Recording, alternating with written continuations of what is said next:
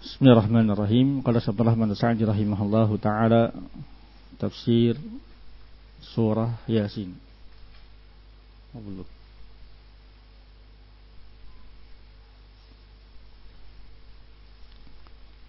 Wahya Makkiyah. Jadi surat-surat Makkiyah, yakni Makkiyah turun setelah hijrah Nabi Muhammad SAW dari Makkah ke Madinah.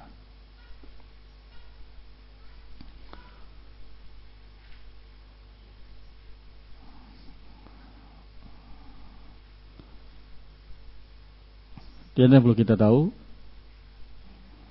bahwasanya hadis terkait dengan fadail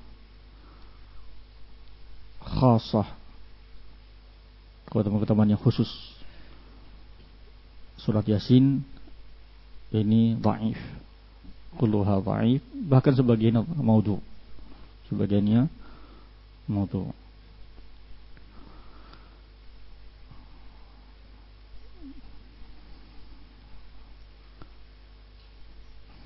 Hadis-hadis yang terkait dengan fadail surah Yasin secara khusus ini yang dhaif, dhaifkan Syekh Al-Albani rahimahullah dalam beberapa kitab beliau, bahkan sebagiannya maudhu.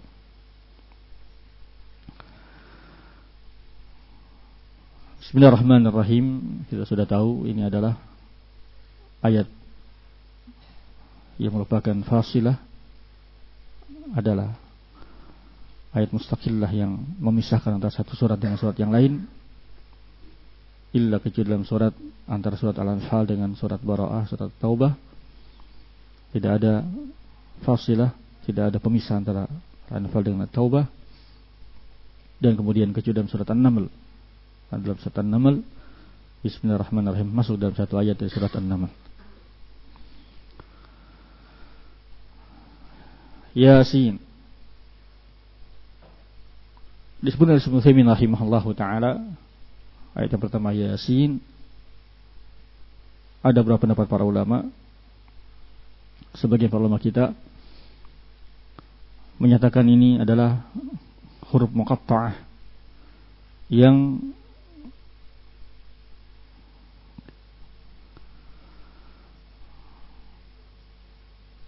kita tidak tahu maknanya. Ya. Namun Ibnu Taimiyah dan yang lainnya, hikmahnya dimulai dengan huruf muqatta'ah yang kita tidak tahu maknanya, Allahu a'lam, adalah untuk ijaz, untuk menunjukkan kelemahan mereka orang-orang Arab ketika itu. Ya, ini maksudnya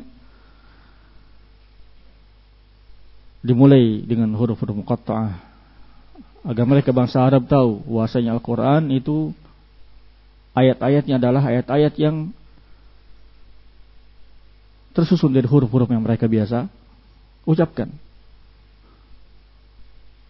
Ya, namun mereka tidak mampu untuk membuat satu ayat pun semisal Al-Quranul Karim. Ini ijaz. Sebagian menyatakan Yasin itu maknanya adalah ya insan. Ya insan. Ya, sebagian menyatakan Yasin yakni nama Nabi Muhammad SAW, tapi ya, yang pertama yang kita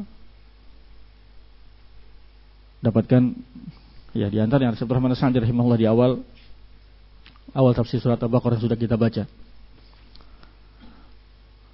Ya, beliau berkata rahimahullahu taala, wa mal huruful muqatta'ah fi awailis surah, adapun huruf-huruf muqatta'ah di awal surat, kata beliau, fal aslamu fiha sukut ani ta'arrud di makna. Yang lebih selamat adalah kita diam, tidak mencari-cari maknanya, min ghairi mustanadin syar'i, tanpa ada sandaran yang syar'i. Mal jazm, bersama dengan kita meyakini bianna Allah lam yunzil abathan. Ya, Allah tidaklah menurunkannya sia-sia. Bal lihikmatin la na'lamuha. Bahkan Allah turunkan dengan satu hikmah yang tidak kita tahu. Dan di antaranya Ibnu Taimiyah rahimahullahu taala menyatakan ini untuk lil i'jaz. Iya, mereka bangsa Arab yang mereka adalah afsah al-fusaha, iya, dibandingkan orang-orang fasih setelah mereka. Di zaman Rasulullah SAW adalah orang-orang yang fasih tapi tidak mampu untuk membuat yang serupa dengan Al-Quranul Karim. Yasin wal Qur'anil Hakim. Ya, waw qasam. Sehingga Al-Qur'ani majrur.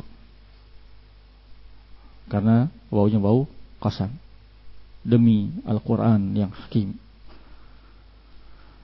Qala Abdurrahman As-Sa'di rahimahullahu taala, hadza qasamun minallahi taala. Ini adalah sumpah dari Allah Subhanahu wa taala bil Qur'anil Hakim. Dengan Quran yang hakim, alladzi wasfuhu al-hikmah. Yang sifat Al-Quran adalah hikmah. Wa hiya wad'u kulli syai'in mawdi'ahu. Apa itu hikmah? Hikmah itu adalah disifati dengan hikmah. Apa itu hikmah? Hikmah adalah meletakkan sesuatu pada tempatnya.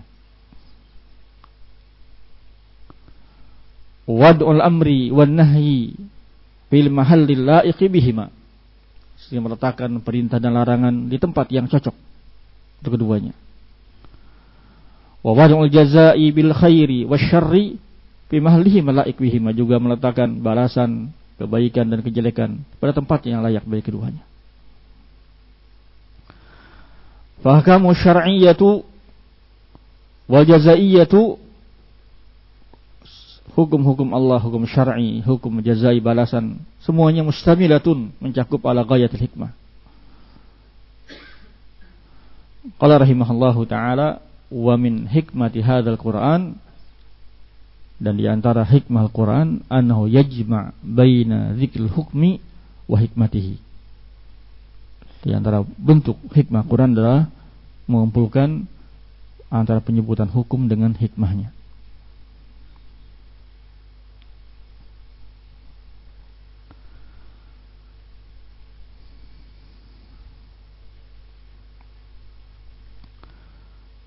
Fainabbihul uqul. Iya, Allah Subhanahu wa taala mengharamkan khamar. Dan sebutkan apa ilatnya, apa hikmahnya.